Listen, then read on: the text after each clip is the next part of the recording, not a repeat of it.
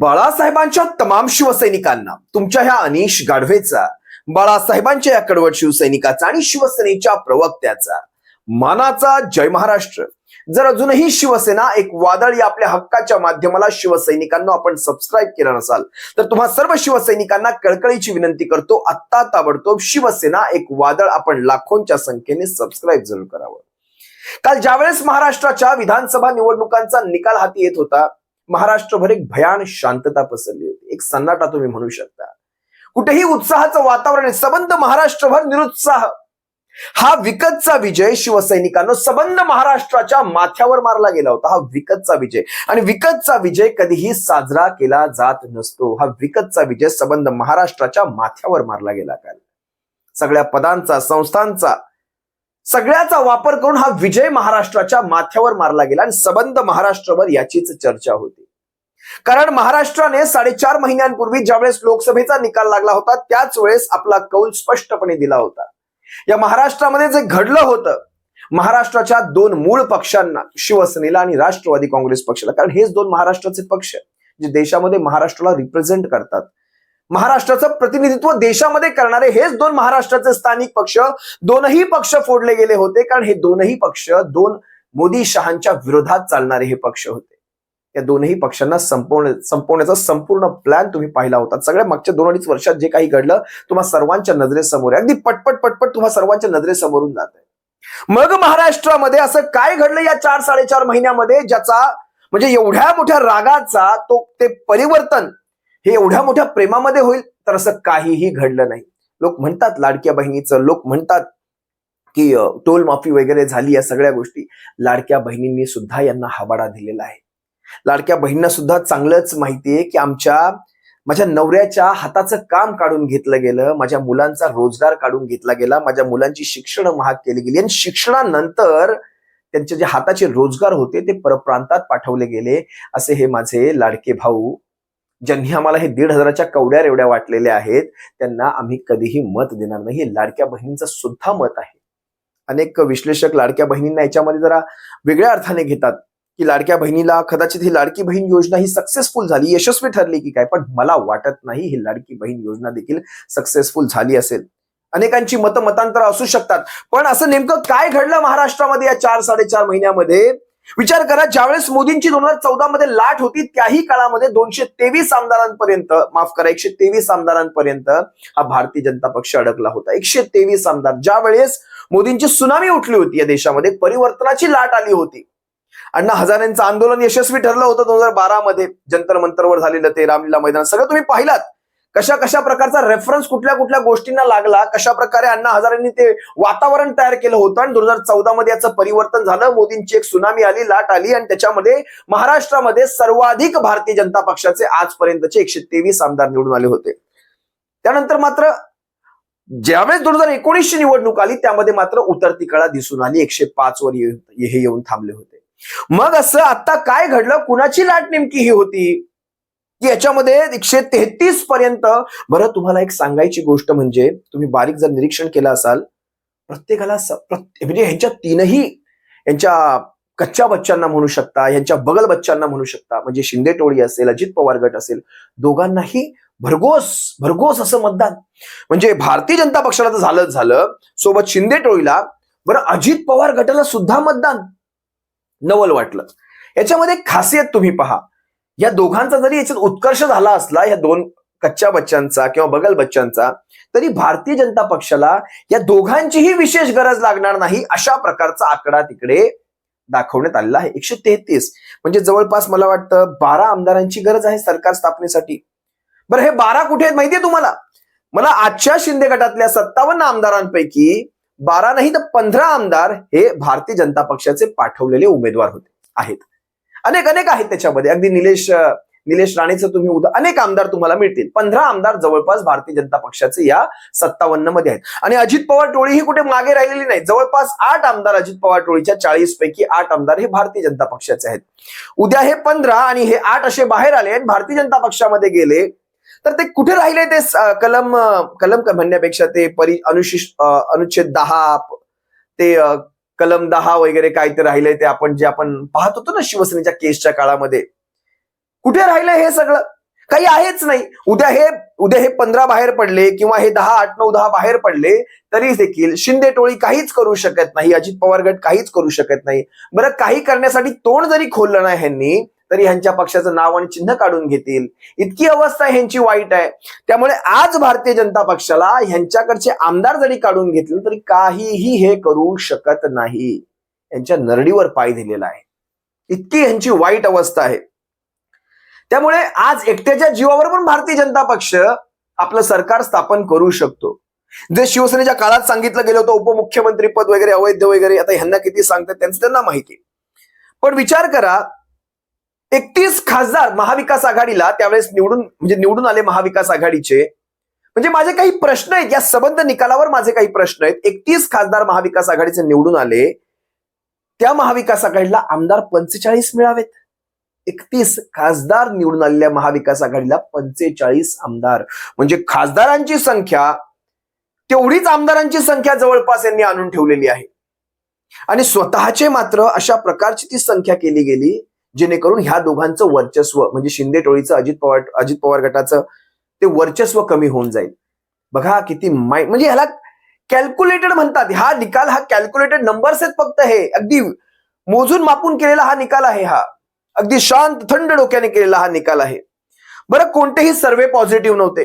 कुठल्याही माध्यमांवर तुम्ही सर्वे आले, तुम्ही ज्यावेळेस भरत होतात, महाविकास आघाडी 60, 70, 75, 80% महायुती 20, 22, 25, 30% कुठल्याही माध्यमांवर, अगदी मग एबीपी असेल, TV9 असेल, तुम्ही कुठलाही सर्वे आला, तुम्हाला वोटिंग करायचं असतं माहिती, युट्यूबवर आपण अनेक सर्वे किंवा फेसबुकवर आपण अनेक सर्वे भरलेले आहेत. मग हे मतदार आले कुठून? हे वाढीव जे आहेत हे अचानक आले कुठून? तर या सगळ्याची एक पोलखोल मी तुम्हा सर्वांच्या समोर अगदी पुढच्या 2 मिनिटात करतोय. माझ्याकडे मी एक मतदारसंघ घेतलाय आणि तो मतदारसंघ आहे कराड दक्षिणचा मतदारसंघ. आता ह्या कराड दक्षिणचं तुम्हाला एक उदाहरण मी तुमच्या सर्वांसमोर ठेवतो. मी तुमच्या सर्वांसमोर आकडा ठेवतोय आत्ताच्या विधानसभेचा आणि लोकसभेला झालेल्या मतदानाचा. लोकसभेला कराड दक्षिण मधनं मी तुम्हाला 2 उमेदवारांची नावं वाचून दाखवतो. उदयनराजे भोसले आणि शशिकांत शिंदे हे 2 उमेदवार, दोघांना झालेलं मतदान मी तुम्हाला सांगतो. 92,814 उदयनराजे भोसलेंना मिळालं.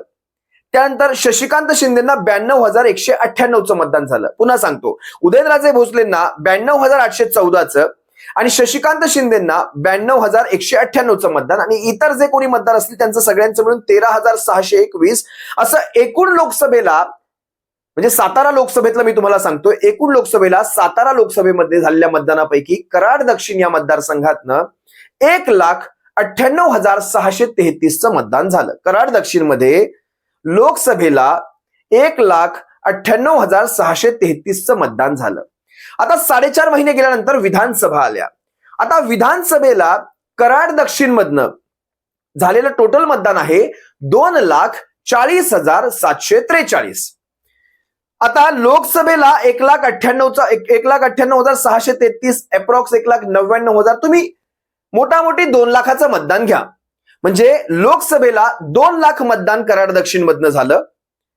आता विधानसभेला 2,40,000चं मतदान झालं. म्हणजे 4.5 महिन्यात 40,000चं मतदान वाढलं. आता तुम्ही असं समजू शकता, 2 शक्यता आहेत त्याच्यामध्ये. एकतर काही मतदार म्हणजे 40,000 मतदार लोकसभेला बाहेर पडले नसावेत, ते 40,000 मतदार आता बाहेर पडले असतील, किंवा हे 40,000 नव्याने नोंदणी झालेले, या 3-4 महिन्यात नव्याने नोंदणी झालेले मतदार असतील. या 2 शक्यता आहेत. याशिवाय तिसरी शक्यता होऊ शकत नाही. मग आता लोकसभेला जे उदयनराजेंना 92,814 झालं होतं, शशिकांत शिंदेना 92,198, म्हणजे जवळपास म्हणजे जे सेम मतदान झालं असं आपण समजू. 500-600चा फरक आहे शशिकांत शिंदेमध्ये. आता विधानसभेला बघा कसं मतदान झालंय.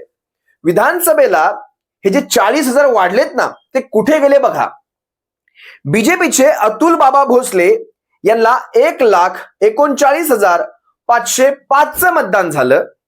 बघा बरं का, 1,39,505चं मतदान झालं. आणि पराभूत उमेदवार जे पृथ्वीराज बाबा चव्हाण आहेत आपले काँग्रेसचे, यांना मिळालं 1,01,50. आणि ह्यांच्यातला जो फरक आहे दोघांमधला, हा आहे 39,505. मोठा मोठी घेतला तर 500 कमी 40,000. वाढलं किती मतदान? 40,000. दोघांमधला फरक किती? 40,000. योगायोग पहा. मी डिस्क्लेमर टाकतो, ह्याच्यामध्ये काही जर योगायोग म्हणजे अशा प्रकारचं काही याचा रियल काय म्हणतात त्याला, इस कहानी का वास्तविकता से कोई संबंध नहीं, अगर कोई संबंध पाया गया तो केवल एक संयोग कहा जाएगा. हे योगायोग, एवढे योगायोग 40,000 बरोबर जुळले. वाढीव मतदान 40,000 कराड दक्षिण मधनं भाजपच्या विजयी बाबा भोसलेंना, अतुल बाबा भोसलेंनाच मिळालं. तुम्हाला लक्षात येतात हे मला काय सुचवायचंय? बघा शिवसैनिकांनो, जे आहे ते फॅक्ट तुम्हा सर्वांसमोर ठेवायचा प्रयत्न करतोय. बरं, हे सगळे आकडे निवडणुकीच्या वेबसाईटवर देखील उपलब्ध आहेत. मग हे मतदार कोण होते, हा जो माझा मागाचा प्रश्न होता ना, त्या प्रश्नाचं तुम्हाला इथे उत्तर मिळून गेलेलं आहे. म्हणजे ज्या वेळेस दुपारी 3 वाजेपर्यंत 40-42% मतदान अचानक संध्याकाळ होईपर्यंत म्हणजे शेवटच्या 1.5-2 तासामध्ये हे मतदान 61% पोहोचतं. 61% म्हणजे जवळपास 21% वाढ. आणि त्यानंतर 2-2.5 तासात असं काय घडलं की 21% मतदान झालं. त्यानंतर जे अंतिम आकडे आणि ज्यावेळेस मशीन उघडल्या जातात त्यावेळेस मात्र 61%चं 66% होतं. त्याही वेळेस 5-6% वाढ. म्हणजे 17 फॉर्मवर जो आकडा असतो, मशीनचा सिरियल नंबर असतो, त्याच्यावरचं मतदान आणि मशीन ज्यावेळेस ओपन केली जाते त्यावेळेस मशीनवरचे आकडे यांच्यामध्ये तफावत. त्यावेळेस जेव्हा काउंटिंग एजंटने ज्यावेळेस त्याच्यावर हरकती घेतल्या त्याच्यावर कुठलंही उत्तर नाही. म्हणजे ज्यावेळेस ती मशीन बंद केली जाते, सीलबंद, त्यावेळेस तिच्यावरचा आकडा हा कागदावर घेऊन त्याच्यावर सह्या घेतल्या जातात सगळ्या काउंटिंग एजंट्सच्या, की ह्या मशीनवर समजा 2200चं मतदान आहे, आता बंद करतोय आम्ही. म्हणजे ज्यावेळेस या मशीन मोजणीसाठी खोलणार त्यावेळेस त्याच्यावर 2200च दिसले पाहिजेत, कारण ह्याच्यावर 2200वरच आम्ही सह्या केलेल्या आहेत. पण ज्यावेळेस मशीन खोलली जाते त्यावेळेस त्याच्यावर 2400 आढळतं, 2500 आढळतं. मग ही तफावत कुठून येते? कुठलंही उत्तर नाही. अनेक व्हिडिओ आपण पाहिले असाल, त्या व्हिडिओची पुष्टी मी करत नाही इथे, पण या गोष्टी घडलेल्या आहेत.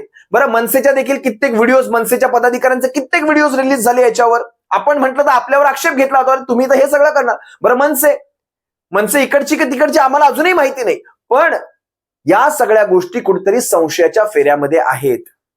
बरं, मॉक ड्रिल ज्यावेळेस घेतली जाते किंवा मॉक वोटिंग घेतलं जातं, त्या मॉक वोटिंग मध्ये 50चाच आकडा तुम्ही कंपल्सरी का केलाय, की 50च मतदान करायचं मॉक वोटिंग मध्ये?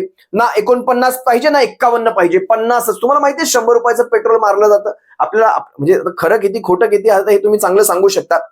पण 100 रुपये असेल, 200 रुपये असेल किंवा 300 रुपये असेल, याच्यावर पेट्रोल सेट केलं जातं ना, मशीनवर सेट केलं जातं. मग आपण काय करतो? 97 रुपयाचं करतो, 93 रुपयाचं करतो, 91 रुपयाचं करतो. म्हणजे मी एक आपल्या रोजमर्राच्या जिंदगीतलं एखादं उदाहरण दिलं बरं का. हे काय असं तंतोतंत लागू होत नाही इकडे सगळं, पण सांगतोय तुम्हाला. इथे 50च तुम्ही मतदान करायचं, 49 नाही, 51 नाही.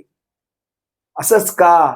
50 म्हणजे त्याच्यावर सेट केल्यानंतर तेवढ्या 50 वोटिंगसाठी तुम्ही मशीन बरोबर दाखवणार, आणि पुढच्या वोटिंगसाठी काय मग? अशा अनेक गोष्टी घडलेल्या आहेत. मला एक नवल आणखी एका गोष्टीचं वाटतं.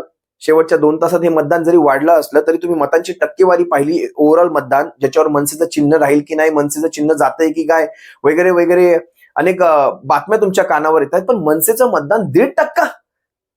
मी काही मनसेचा इथे प्रवक्ता नाही किंवा माझ्या मनामध्ये मनसेविषयी पुळका आला नाही, पण मला काही फॅक्ट तुमच्या सर्वांसमोर ठेवायचे आहेत. अरे, जेवढी माणसं त्या मनसेच्या सभांना येऊन बसत होती ना सन्माननीय राजसाहेबांच्या, तेवढ्या लोकांनी जरी वोटिंग केलं असतं, 1.5% जास्त जर मतदान झालं असतं. मनसेचं सबंध महाराष्ट्रातलं मतदान 125 विधानसभांमधलं 1.5% असेल. तिथेच समजता हा निकाल काय आहे ते.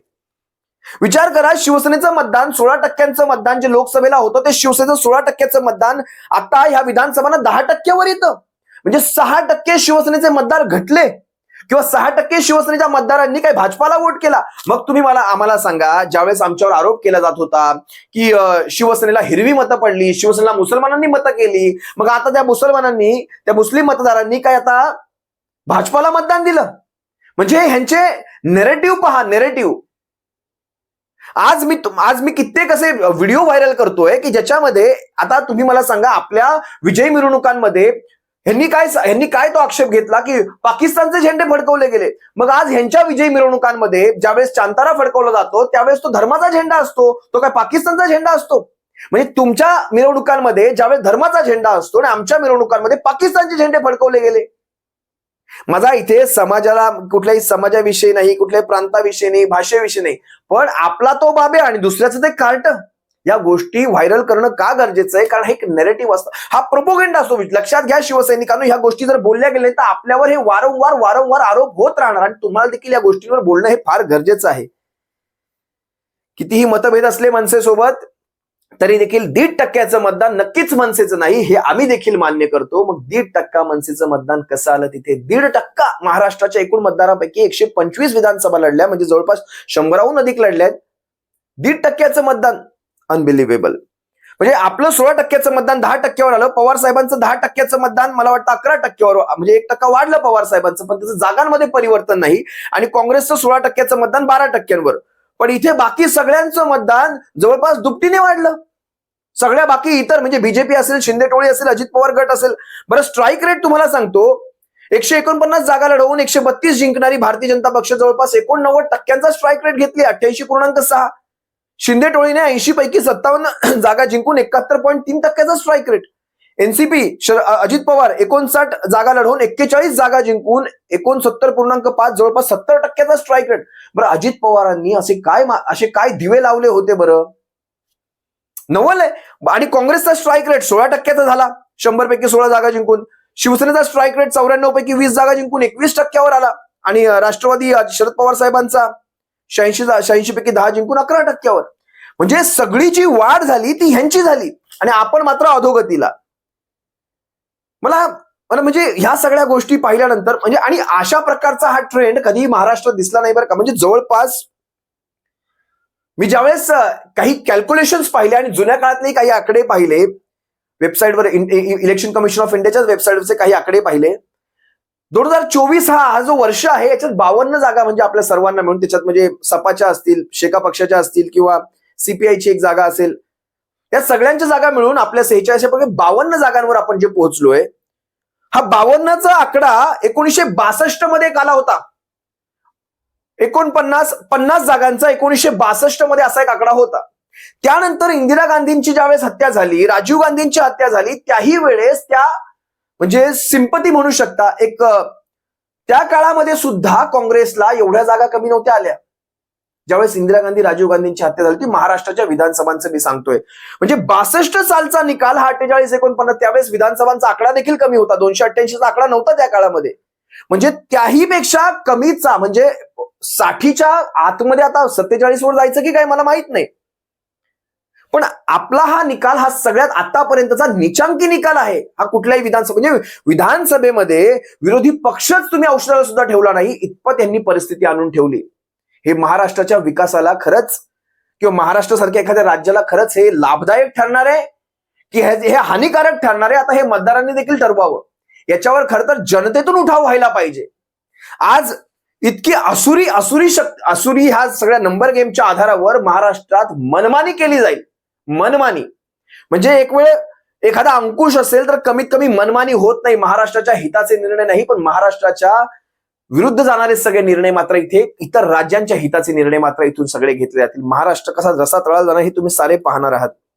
मला खरं तर त्या 52 आमदारांचं सुद्धा मला कळत नाहीये, आमच्या 52 आमदारांचं काय होणार आहे. यांना 1 रुपयाचा निधी तरी मिळेल की नाही, मला खरंच यांची आज शाश्वती देता येत नाही. निधी तरी देतील की नाही ह्या 52 आमदारांना. असो, मला ज्यावेळेस मी काही निकाल पाहत होतो, मला ज्यावेळेस राजेश टोपेंचा मी निकाल पाहिला, मी काही क्षणासाठी मी शॉक झालो. आईच्या मैताला न जाणारे हे राजेश टोपे हे निवडणुकीमध्ये हरतात आणि छत्रपती शिवरायांच्या पुतळ्यामध्ये घोटाळे करणारे सिंधुदुर्गातली ती 2 बेनं 1.5 फुटाची ती मात्र निवडून येतात. तुम्ही समजा, फरक समजा महाराष्ट्रामध्ये सध्या काय चाललंय. आईच्या मैताला कोविडच्या काळामध्ये न जाणारे, कारण कोविडमध्ये आपल्या राज्याच्या हिताचे निर्णय घेण्यामध्ये व्यस्त असलेला आरोग्यमंत्री म्हणून मी राजेश टोपेंकडे पाहतो. राजेश टोपेंचं कोरोना काळातलं कार्य अफाट आणि अफाट आहे. होय, हे मान्य करावं लागेल. राजेश टोपेंचं कार्य हे अफाट होतं कोविड काळामधलं. आरोग्यमंत्री म्हणून ते या महाराष्ट्राचे खरं तर आरोग्य दूत म्हणून त्यांनी काम केलं त्या काळामध्ये. त्या व्यक्तीचा पराभव होतो 2-2.5 हजार मतांनी आणि बाकीचे निवडून येतात. इतका कृतज्ञ महाराष्ट्र कधीच नव्हता. या गोष्टी लक्षात घ्या. मी पोटतिडकीने बोलतोय, तुम्हाला देखील कळत असेल मला काय सुचवायचं या सगळ्यामधनं. इतका कृतज्ञ आणि इतकं विसरभोळा महाराष्ट्र कधीच नव्हता. बाकी मला सांगा ना, 1500च्या खिरापती घेऊन आपण स्वाभिमान विकणारे आहोत का?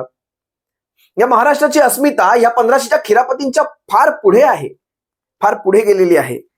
त्या न्यायदेवतेच्या डोळ्यावरची पट्टी वगैरे काढली त्या दिवशी मी समजलो कदाचित ही पट्टी काढून होता ईसीआयच्या डोळ्यावर बांधली गेली की काय, असंच वाटायला लागले कुठेतरी. हा निकाल मला जगातलं 9वं आश्चर्य वाटतंय. जगात 6-7 आश्चर्य ऐकलंय, पण हा निकाल जगातलं 9वं आश्चर्य आता मला वाटू लागलाय. या अशा प्रकारचा निकाल कधीही अपेक्षित नव्हता. याला जनादेश म्हणायचं की धनादेश म्हणायचं किंवा याला कॅल्क्युलेटेड घोटाळा म्हणायचं हे सगळं तुम्ही लक्षात घ्या. पण जोपर्यंत पोस्टल वोटिंग चालू होती ना, पोस्टल वोटिंग, ती पोस्टल वोटिंग तोपर्यंत 8:30-9:10 पर्यंत आकडे समसमान दिसत होते. जशी ईव्हीएमची सुरुवात झाली तसे आकडे रपारप खाली गेले. विचार करा, जशी ईव्हीएम काउंटिंग चालू झाली. त्यामुळे यांच्या सभांना साधं चिटपाखरू उभं राहत नव्हतं. तिथे यांना 200 पारच्या आकडे. तुम्हाला आठवत असेल ज्यावेळेस मोदी शहा महाराष्ट्र सोडून अर्ध्या सभा सोडून निघून गेले होते, तिथेच यांना कौल समजला होता महाराष्ट्रामध्ये काय म्हणायचंय. पण जाऊ द्या आता काय. ज्यावेळेस आपण महाराष्ट्राच्या पोलिंग स्टेशनवरच, मी तर गुजराती पोलीस पाहिले, तुमच्यापैकी कुणी कुणी महाराष्ट्राच्या पोलिंग स्टेशनवर गुजराती पोलीस पाहिलेत जरा कमेंटमध्ये नक्कीच व्यक्त व्हा. कारण माझ्या स्वतःच्या पाहण्यामध्ये गुजराती पोलीस होते महाराष्ट्राच्या पोलिंग स्टेशन. तिथेच मी समजलो हा निकाल काय असणार आहे ते. मला फक्त ह्या निकालाचा एका छोट्या 2 ओळी सांगून तुमच्या सर्वांसमोर हे माझ्या आजच्या व्हिडिओचं मी एक समारोप करतोय. करू नका चर्चा एवढ्यात माझ्या पराभवाची, करू नका चर्चा एवढ्यात माझ्या पराभवाची, रणात आहेत झुंजणारे अजून काही, रणात आहेत झुंजणारे अजून काही, करू नका चर्चा एवढ्यात पराभवाची, रणात आहेत झुंजणारे अजून काही. सुरेश भटांची ही 2 वाक्य आहेत. जरी विझलो आज हा माझा अंत नाही, पेटेल पुन्हा नव्यानं हे जीवन नाशवंत नाही. जरी विझलो आज हा माझा अंत नाही, पेटेल उद्या नव्याने हे जीवन नाशवंत नाही, इतकंच म्हणतो. आणि या सगळ्यातून महाराष्ट्राच्या निकालाविषयी मी एक थोडक्यात अर्थ तुम्हा सर्वांसमोर ठेवण्याचा प्रयत्न केला आहे. तुम्ही काय अर्थ घेता हे तुम्ही कमेंटमध्ये नक्कीच व्यक्त व्हा आणि पाहूयात पुढे नेमकं काय घडतंय. तुर्तास तुम्हा सर्वांची रजा घेतो. सप्रेम जय महाराष्ट्र. बाळासाहेबांच्या शिवसैनिकांनो काळजी घ्या. जय महाराष्ट्र.